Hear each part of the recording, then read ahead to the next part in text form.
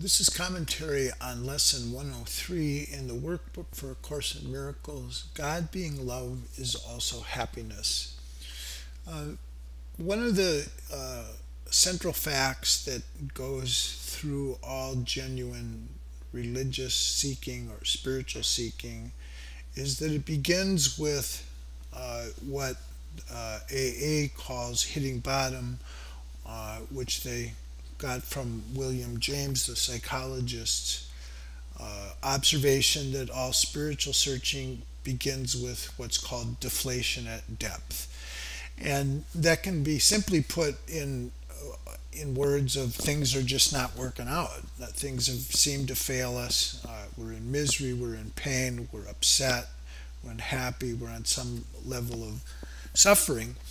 And so that is our solid beginning, and our awareness of it is important because it has probably been going on for years. We're just unaware of it, and now it's become so obvious that we're going to be motivated to do something about it. So in all this spiritual seeking, it has to begin with something that's familiar to us.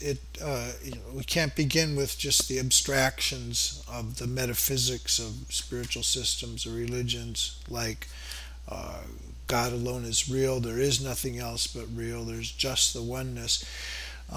We have to assert that, but we have to begin with something that's more familiar. So for instance, if you're practicing meditation, there are various amounts of meditation practices where you focus on the breath. And by focusing on the breath, one can follow the trail inside the mind and then inside to the truth and the self of who we are. So that's one way, that focusing on breath and dealing with that, because what's more familiar than the breath? Well, what the Course does is part of it, or a lot of what it does, is focus on our idea of happiness, because that's what we seem to be seeking all the time, is happiness and joy, fulfillment. And like I say, we've reached this point where it's not working out, where we're not happy, we're suffering. And what we've been learning in this set of lessons, or one of the things in the last few, is that our pain and our misery is what the ego sees as happiness. This is the insanity of the ego. It sees pain and suffering as happiness because it makes the ego be real. It makes the ego be the opposite of God, which is love. It makes fear and pain and suffering be real. So to the ego, that's what it's seeking, is fear, suffering, pain, because it replaces God. And so when we identify with the ego, then we're going to want to seem to think unconsciously that what we want is pain and suffering. And what the Course has been emphasizing is that all of these things, pain, sin, suffering, are the opposite of the truth. That the truth is there is just love, and that love, by its nature, is happiness. Where there's love, there's happiness. Where there's happiness, there's love. But it's not the pseudo-happiness that the ego has had us seeking, that for us to write scripts for everything in the world, whatever, figure out what you can change on the outside of yourself so you be happy.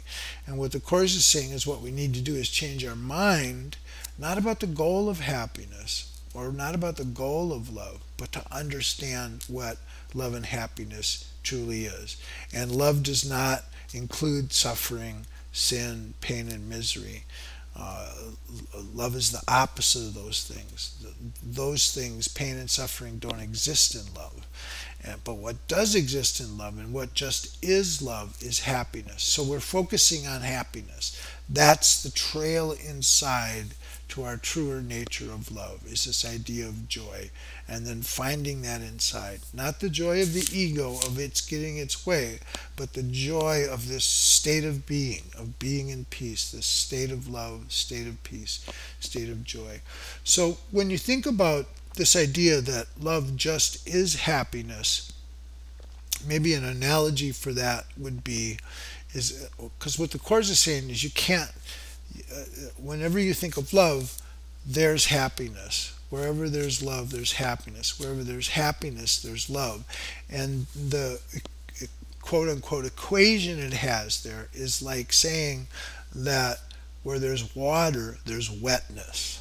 You can't think of water without thinking of wetness. Wetness is an inherent part of water, and or a flame and the light that it gives or the heat that it gives. You can't separate those things out. And so therefore you can't separate out love and happiness. Where there's love, there's happiness. Where there's happiness, it's love. So our focus is on being on happiness and finding that, and now we're going to begin to see it as the truth of what we are. That's the focus. We're able to seek for love and happiness because it's the truth. That's the focus we're going to begin to take up. Okay, so here's the lesson. God being love is also happiness. Happiness is an attribute of love. It cannot be apart from it, nor can it be experienced where love is not. Love has no limits, being everywhere, and therefore joy is everywhere as well. Yet can the mind deny that this is so, believing there are gaps in love where sin can enter, bringing pain instead of joy. All right, so that's the separation.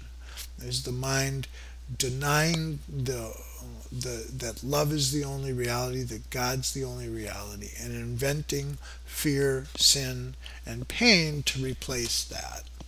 Okay, so the mind can deny that love and joy is all that there is, and bring pain instead of joy.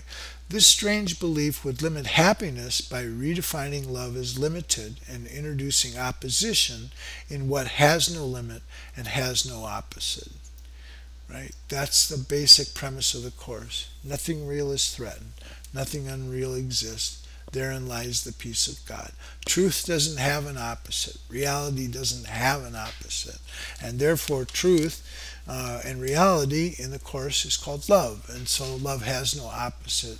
So love is everywhere. And joy is part of love. And so joy is everywhere. So, but having denied that about love, fear is associated then with love. And its results become the heritage of minds that think what they have made is real. These images, these fearful images, these painful, suffering images of self, with no reality and truth, bear witness to the fear of God, forgetting being love, he must be joy. This basic error we will try again to bring to truth today and teach ourselves. All right, so this is really key, that we're not expected to understand that love is the only reality. That's why we're doing these lessons, so we can learn it. So it has to be taken on faith, and then we have to do the things that will make us realize that it's truth. And that's what these exercises are. So we want to correct this error that there's an opposite to love and bring it to the truth. So as we do this, we teach ourselves God, being love, is also happiness. To fear him is to be afraid of joy. So, on our conscious level here, we understand that we are seeking joy and happiness, and therefore to be afraid of it doesn't make any sense. That's the common sense he's appealing to here. And all that we're going to need to do is reinterpret what we think is joy and happiness. It's not the ego getting its way or its identity. Joy is, that's not joy and happiness. Joy and happiness is love. Joy and happiness is the reality of love, the reality of God. So we begin teaching ourselves, God being love is also happiness. To fear him is to be afraid of joy. Begin your practice periods of practicing today with this association, which corrects the false belief that God is fear. It also emphasizes happiness belongs to you because of what he is. Allow this one correction to be placed within your mind each waking hour today, and then welcome all the happiness it brings as truth replaces fear and joy becomes what you expect to take the place of pain. God being love, it will be given to you. So that's the longer practice period. This is the truth of what we are, and that truth is love. And because that truth is love, this happiness will be given to us. We will discover it inside, but we have to practice. We have to practice with these new thoughts, unlearn what we thought was true about love, what we thought was true about happiness, and then learn what it really is by the experience of it inside of ourselves. That's what we're looking for. And it's saying here you can expect to have this experience of happiness. That's what you're entitled to. That's your rights. Okay, so beyond these 5-minute practices at the beginning of each hour, what we want to do is bolster this expectation of experiencing this joy. We want to bolster that expectation by frequently throughout the day we quiet all our fears with this assurance, kind and wholly true. So this is what we want to say to ourselves as often as we can today in between the 5 minutes practices. God being love is also happiness, and it is happiness I seek today. I cannot fail because I seek the truth. So this is the great property of truth, is that it's always, by definition, truth is always everywhere. There's no place that it is not. There is no time that it is not. So there's no time in which you cannot know the truth again. And so in here we're discovering that that truth is love and happiness. Okay, so that's it for today. Thank you.